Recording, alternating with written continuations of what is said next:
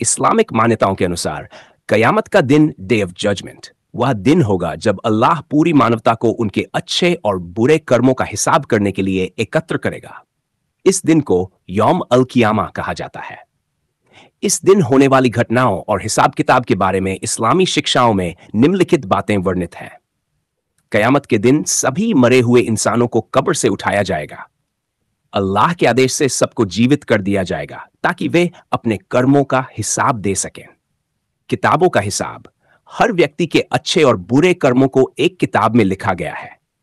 इस दिन हर व्यक्ति को उसकी किताब दी जाएगी, अच्छे कर्मों वाले को दाहिने हाथ में और बुरे कर्मों वाले को बाएं हाथ में।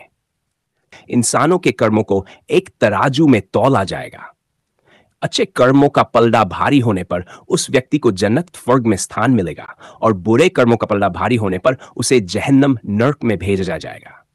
यह एक विशेष झील होगी जिससे केवल वे लोग पानी पी सकेंगे जिन्होंने अपने जीवन में ईमानदारी और निष्ठा से अल्लाह के आदेशों का पालन किया है। सिरात का पुल, यह एक पतला और तेज पुल है जो नर्क के ऊपर होगा। हर इंसान को इस पुल से गुजरना होगा।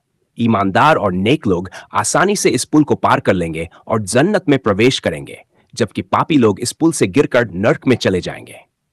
अल्लाह का न्याय, अंत में अल्लाह सबसे बड़ा न्याय करेगा और हर व्यक्ति को उसके कर्मों के आधार पर न्याय मिलेगा। किसी के साथ भी अन्याय नहीं किया जाएगा। इस तरह कयामत का दिन एक ऐसा दिन होगा जब सभी इंसानों के जीवन के कर्मों का न्याय किया जाएगा और उन्हें उनके कर्मों के अनुसार जन्नत या जहन्नम का निर्णय मिलेगा। नीचे उन व्यक्तियों की श्रेणियों का उल्लेख किया गया है जो जन्नत में जाने के हकदार माने गए हैं। सच्चे ईमान वाले जिन्होंने अल्लाह पर, उसके पैगंबर मोहम्मद सल्लल्लाहु अलैहि वसल्लम पर और इस्लाम के सभी मूल सिद्धांतों पर सच्चा और पक्का विश्वास रखा है। जो लोग नियमित रूप से 5 वक्त की नमाज पढ़ते हैं और इसे अपनी जिंदगी का हिस्सा बनाते हैं। रोजा रखने वाले, those who fast, जो लोग रमजान के महीने में रोजा रखते हैं और रोजा के माध्यम से अपनी आत्मा को शुद्ध करते हैं। जकात देने वाले, जो लोग अपनी कमाई में से जकात, धन का एक हिस्सा निकालकर गरीबों, जरूरतमंदों और समाज की भलाई के लिए देते हैं। जो लोग जीवन में एक बार सच्चे दिल से हज की यात्रा करते हैं और अल्लाह से अपने गुनाहों की माफी मांगते हैं। नेक काम करने वाले, जो लोग अपने अच्छे कर्मों, दूसरों की मदद करने, गरीबों की सहायता करने, माता पिता का सम्मान करने और इंसानियत के प्रति दयालु रहने के लिए जाने जाते हैं। जो लोग जीवन में ईमानदारी, सच्चाई और न्याय का पालन करते हैं और किसी भी स्थिति में झूठ, धोखा या अन्याय से दूर रहते हैं। शहीद, वे लोग जो अल्लाह की राह में अपने जीवन का बलिदान देते हैं। शहीदों के बारे में कहा गया है कि वे सीधे जन्नत में जाएंगे। तौबा करने वाले, जो सच्चे दिल से अल्लाह से माफी मांगते हैं। अल्लाह अपने बंदों को क्षमा करने वाला है और सच्चे तौबा करने वालों को जन्नत में प्रवेश कराएगा। जो लोग मुश्किल परिस्थितियों, मुसीबतों में भी सब्र धैर्य रखते हैं और अल्लाह की तरफ से आने वाली हर परेशानी को ईमानदारी से सहन करते हैं। वे लोग जो अनाथ बच्चों की देखभाल करते हैं और उन्हें अपनी संतान की तरह प्यार देते हैं। ऐसे लोगों को पैगंबर मोहम्मद सल्लल्लाहु अलैहि वसल्लम ने जन्नत में अपने साथ रहने का दर्जा दिया है। अच्छे व्यवहार वाले पति पत्नी, जो अपने जीवन साथी के साथ न्याय, प्रेम और सम्मान के साथ रहते हैं। इन विशेषताओं और गुणों के अनुसार इस्लाम में यह माना जाता है कि ऐसे लोग जो अपने जीवन में ईमानदारी, नेक नीयत और अल्लाह के बताए मार्ग पर चलते हैं, वे जन्नत में प्रवास के योग्य हैं। अल्लाह की दया और माफी पर भी बहुत जोर दिया गया है और वह अपनी दया से कई लोगों को जन्नत में स्थान देगा। कुरान और हदीसों में विभिन्न प्रकार के लोगों का उल्लेख किया गया है जो अपने कर्मों की वजह से जहन्नम में प्रवेश करेंगे। यहां कुछ प्रमुख प्रकार के लोगों का विवरण दिया गया है।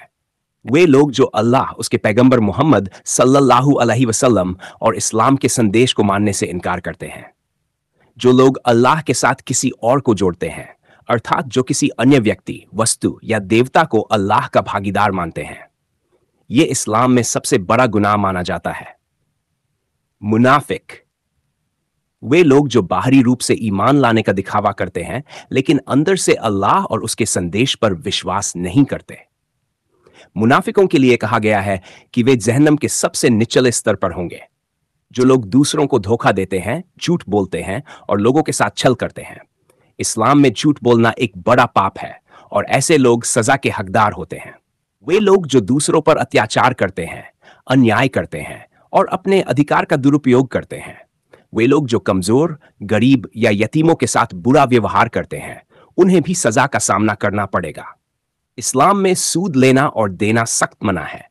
जो लोग सूद का लेन देन करते हैं, उन्हें जहन्नम की सजा भुगतनी पड़ेगी। जो लोग बिना किसी न्याय संगत कारण के हत्या करते हैं, खून खराबा करते हैं या किसी की जान लेते हैं।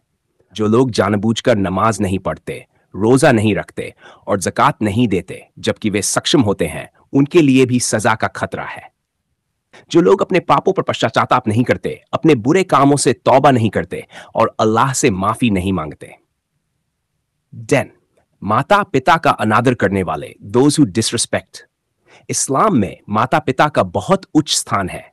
जो लोग अपने माता पिता के साथ बुरा व्यवहार करते हैं या उनका अनादर करते हैं, वे भी अल्लाह की नाराजगी का सामना करेंगे। वे लोग जो न्याय का पालन नहीं करते और अपने पद का दुरुपयोग करते हैं, विशेषकर नेता और न्यायाधीश जो न्याय के सिद्धांतों का उल्लंघन करते हैं। चोरी और धोखाधड़ी करने वाले। जो लोग चोरी, धोखाधड़ी और भ्रष्टाचार करते हैं, वे भी जहन्नम में जाने के लिए जिम्मेदार होंगे। वे लोग जो दूसरों के खिलाफ चुगली करते हैं, अफवाहें फैलाते हैं और दूसरों की प्रतिष्ठा को नुकसान पहुंचाते हैं। ऐसे लोग जो बार बार गंभीर पाप करते हैं और अपनी गलतियों पर पश्चाताप नहीं करते, वे भी जहन्नम में जा सकते हैं। यह स्पष्ट है कि अल्लाह की सजा उन्हीं लोगों के लिए है जो जानबूझकर उसके आदेशों का उल्लंघन करते हैं, पाप करते हैं और ईमानदारी से जीवन नहीं जीते। इस्लाम में यह भी कहा गया है कि अल्लाह बेहद दयालु और क्षमाशील है और जो लोग सच्चे दिल से अपने पापों से तौबा करते हैं, उन्हें अल्लाह माफ कर सकता है।